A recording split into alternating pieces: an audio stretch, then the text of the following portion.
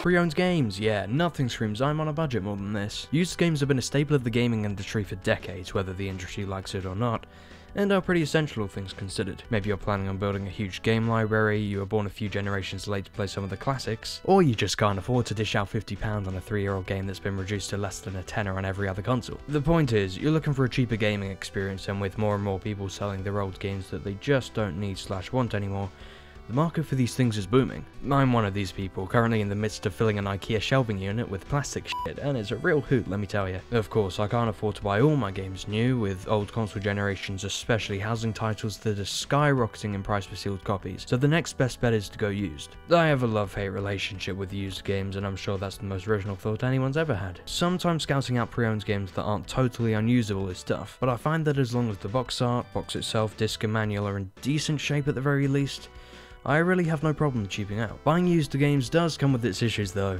and boy, does it come with issues. Enter the world of online retail. Yeah, it's a blessing and a curse. I ordered the original BioShock off Amazon the other week for a sweet price.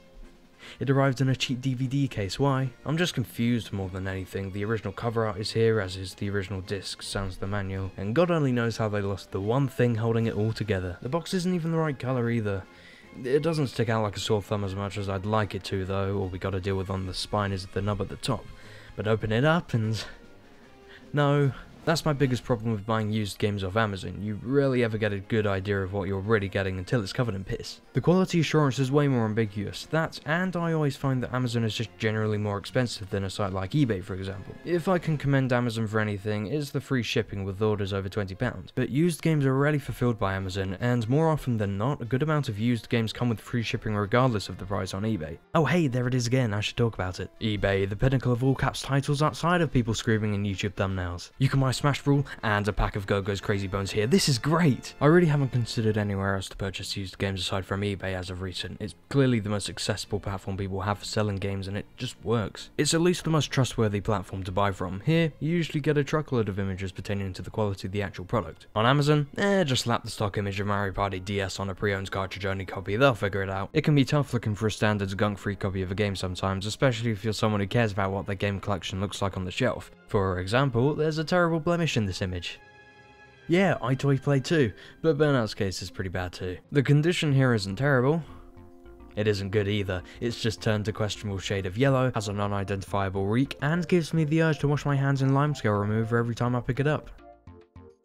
Yeah, I got this off Amazon. Unfortunately for me, I live in a seaside town, and an hour away from the nearest game store at the very least, so I don't often get the chance to see the game I'm buying in person before purchasing, and so resorting to the old e-commerce is the best I can do sometimes. Like I've mentioned, buying online has its perks and issues, but come on man, nothing beats going to a physical game store, and if anything, when I do get the chance to visit the closest one to me, it's a real treat. And in some cases, a lot of the prices in store are cheaper than what I'd find on eBay. But there's a reason used games go for cheap. It's because somebody's trying to get rid of them, whether that's due to problems with the game itself, physical damages, or lack of interest. Like I said, as long as it's not my copy of Burnout or BioShock, I'm happy. Sometimes though, it's not the consumer's fault for faults in the game or the case it comes in. The further back you go in console generations, the more liable games are to fail on you, which is definitely never fun. I'm a pretty big advocate for the preservation of physical media, so it kind of sucks to know that eventually older hardware and software is going to go bust for good.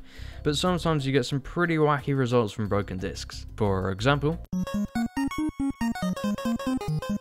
and that's how you end up with 2 copies of Jersey Devil on the PS1. In terms of damage to the boxes for older titles, yeah, it's inevitable, especially for Nintendo games, as they really had a thing going for cardboard boxes up until the 5th console generation for some fucking reason. It's definitely an extra, as the boxes aren't essential. In fact, I'm pretty sure they were made to be thrown out. The cartridge is packed like an action figure, plastic casing and all. Besides, cartridges are physically stable enough to stack on their own, but there's nothing like owning the original Mega Man box art, let me tell you. One company that got their boxes right was Sega, with the only advantage they had over the SNES, that being the fact that their games came in VHS cases. A terrifying thought these days, but you gotta think, this probably was actually the best way to package games at the time. The case is recognizable to consumers, and doesn't look like this in 20 years. Sega was doing this way back in the days of the Master System too, definitely the definitive way to sell games back in the day. I did find an eBay listing of Earthbound that comes in one of these cases too, But if Nintendo made more of these, they can't be too common. Yeah, these games are long gone these days, so buying them used is the most likely way we'll ever get the chance to experience these games the way they were meant to be played. While franchise game stores don't focus on older titles most of the time, I've noticed a few independent used game stores popping up that focus exclusively on retro stuff. From a place I checked out about a month ago, I picked up two PS1 games, Bomberman and Mitosis. This is a strange looking jewel case, and until I bought Destructor prior, I had no idea these even existed. There's still only one game in these things, but there's like 3 different places to shove the disc. Why?